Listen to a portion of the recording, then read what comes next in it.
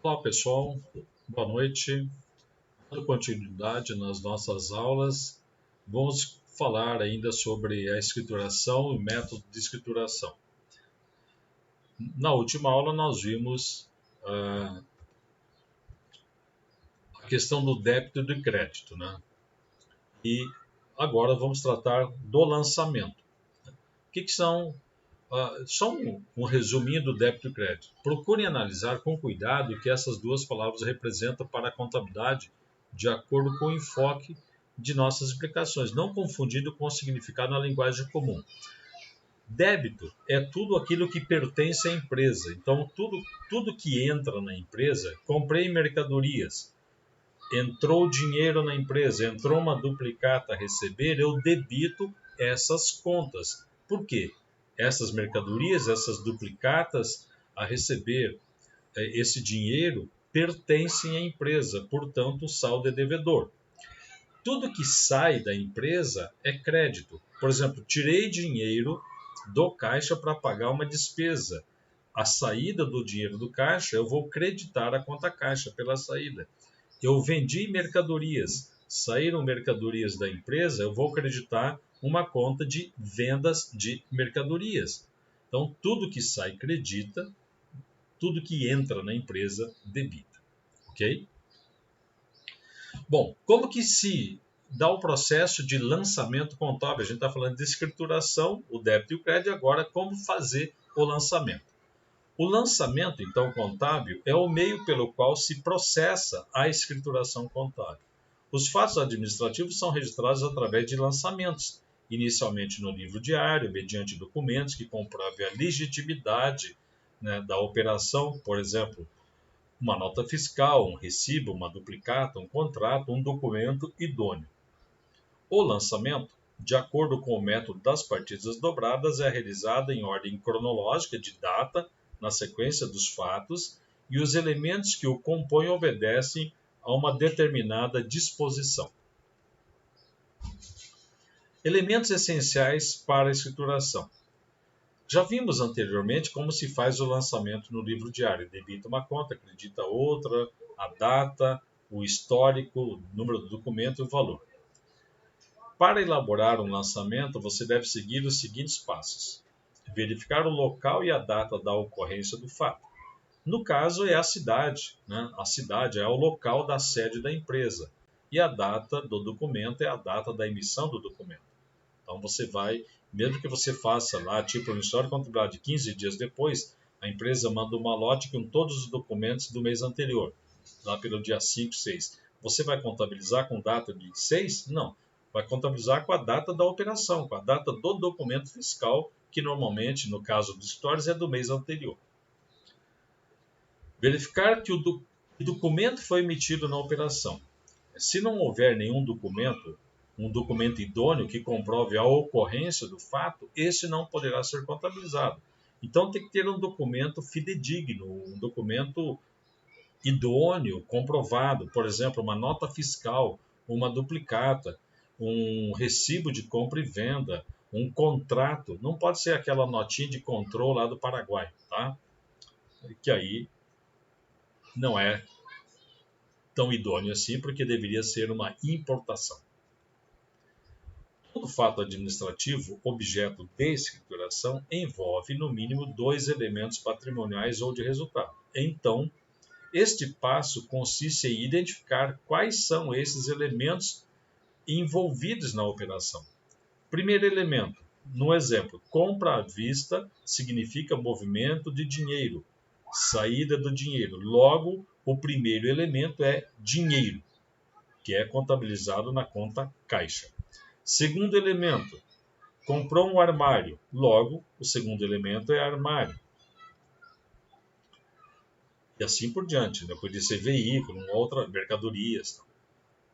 Para elaborar, você deve seguir, então, continuando os passos. Quarto passo, verificar no plano de contas, objeto de estudo de vocês, em que conta deveremos utilizar para registrar cada um dos elementos identificados no identificador lá no terceiro passo. No caso temos dinheiro, será registrado esse movimento na conta caixa. Armário é registrado numa conta que agrupa vários elementos, mesa, cadeira, armário, etc., na conta móveis e utensílios. Preparar o histórico do problema, que é o quinto passo. O histórico consiste num breve relato do fato, do acontecimento.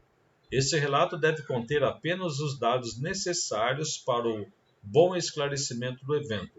Nunca se deve esquecer de identificar a espécie, o número do documento comprobatório, a coisa transacionada, o que foi comprado, vendido, bem como o nome da empresa com quem se transacionou, com quem compramos ou vendemos. Por exemplo, aqui, compra de um armário de 2 portas, marca Rudnick, conforme nota fiscal número 48 da Móveis Rudnick. Então, de uma forma, aqui eu não preciso colocar que é um armário preto de gavetas brancas e com rodinha ou sem rodinha. Um armário de 2 portas, marca a marca, identificando que é 2 portas, porque eu podia ter de 3, 4 portas, a marca, o número do documento, e o fornecedor. Sexto passo, identificar que conta será debitada e que conta será acreditada. A pergunta é, o que é conta a ser debitada e conta a ser acreditada? Vocês fariam essa pergunta. O que é conta a ser debitada? Vamos tomar, por exemplo, a compra à vista do armário em questão. A empresa recebe o armário e dá em troca o dinheiro. Aí podemos concluir nesta fase de aprendizagem que em todo evento ocorrido na empresa envolvendo materiais, existe pelo menos um elemento que entra para a empresa, podendo acarretar aumento nos elementos patrimoniais. E existe também pelo menos um elemento que sai em troca desse armário que entrou, podendo acarretar diminuição entre os elementos patrimoniais. Aqui entrou um armário, aumentou a conta móveis e utensílios. Aqui saiu o dinheiro, diminuiu a conta caixa. Sendo assim, todo fato administrativo objeto de contabilização pode aumentar e ou diminuir os elementos do ativo, do passivo e do patrimônio líquido, conforme estudamos no tópico anterior, atos e fatos administrativos. Para identificar mais facilmente a conta a ser debitada e a conta a ser creditada, observe o quadro seguinte. Um quadro auxiliar aqui, tipo um resumo. Para elementos patrimoniais, para contas do ativo e do passivo e do patrimônio líquido. Toda vez que eu aumentar o ativo, eu vou debitar a respectiva conta. Entrou dinheiro no banco, debito a conta banco. Comprei mercadorias, debito a conta mercadorias ou estoque de mercadorias. Comprei veículos, debita a conta veículos. Então, toda vez que aumentar o ativo, eu vou debitar essa conta. Toda vez que diminuir o ativo, eu vou creditar a respectiva conta. Por exemplo, compramos um veículo à vista, eu debitei veículo, porque entrou o veículo, só que saiu dinheiro do caixa ou do banco para pagar esse veículo. Então, eu vou creditar a conta do ativo de onde saiu o dinheiro. Toda vez que aumentar o passivo, eu vou creditar a respectiva conta. Por exemplo, aqui, creditar a respectiva conta. Eu comprei mercadorias à vista, a prazo, desculpe. Comprei mercadorias a prazo. Entrou mercadoria na empresa. Debito a conta estoque ou compra de mercadorias. Como eu comprei a prazo, eu estou devendo para o fornecedor. Então, eu vou creditar a conta do fornecedor lá no passivo. Toda vez que eu diminuir o passivo, eu vou debitar essa conta. Passado 30 dias da compra dessa mercadoria, venceu a primeira parcela da compra a prazo. O que nós vamos fazer? Vamos pagar esta duplicata. Então, eu vou debitar uma conta do passivo fornecedor, dando baixa de parte dessa duplicata, de parte do pagamento, a primeira parcela. Então, eu debito a conta fornecedores do passivo e credito o caixa ou o banco pela saída do dinheiro. Isso for, então, a movimentação de débito e crédito nos elementos, nas contas patrimoniais. Para os elementos de resultado, para as contas de resultado, a lógica é: toda vez que ocorrer uma despesa, nós vamos debitar esta conta. Paguei água, paguei aluguel, paguei telefone, paguei salários, vou debitar água, luz, telefone, debitar salários. Toda despesa é debitada. Toda vez que eu realizar uma receita, eu vou creditar a respectiva conta. Recebi aluguel, entrou dinheiro no caixa, debito caixa, credito aluguel, ou aluguel a receber. Vendi mercadorias à vista, debito caixa, credito vendas de mercadoria, ou receita com vendas de mercadorias. Vendi mercadorias a prazo, debito duplicatas a receber no ativo e credito receita com vendas de mercadorias.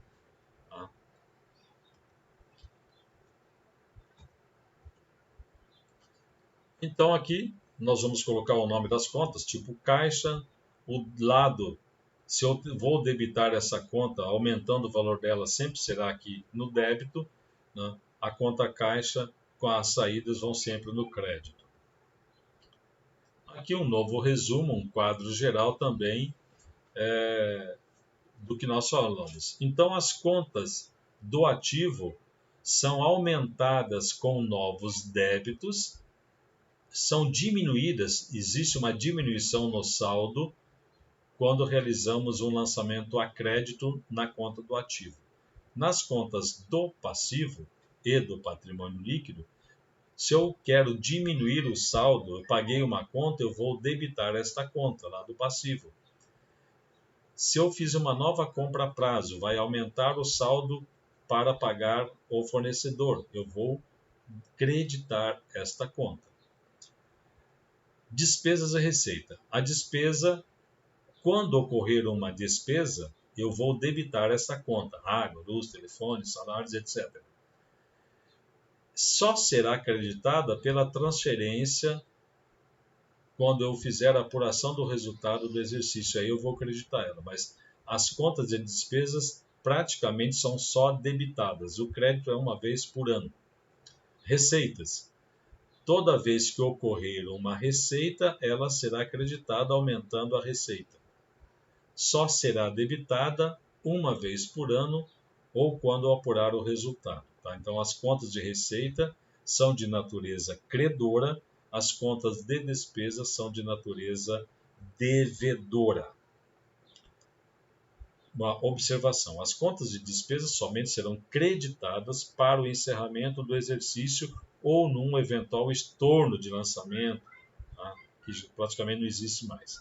As contas de receita somente serão debitadas para o encerramento do exercício ou para o estorno.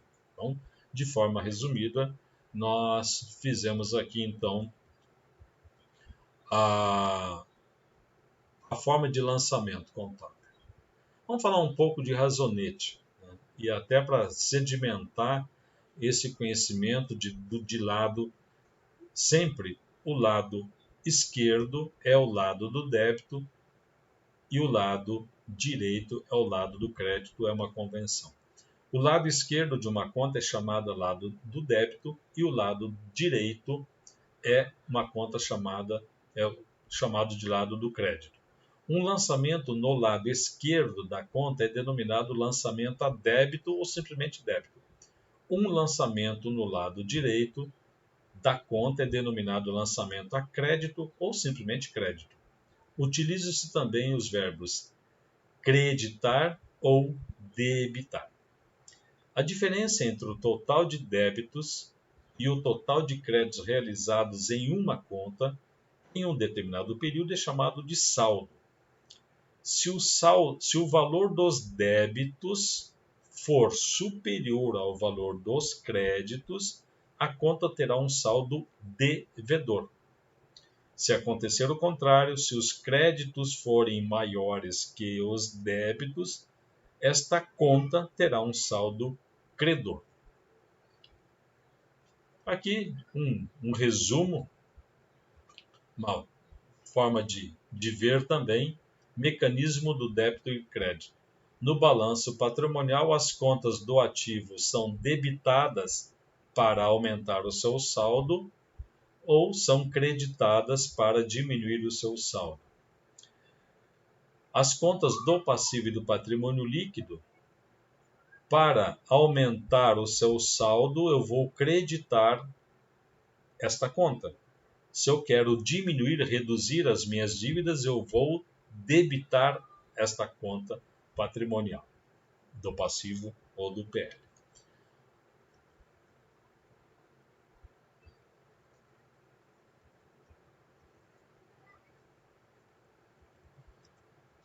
Encerramos por aqui a questão de contas da escrituração.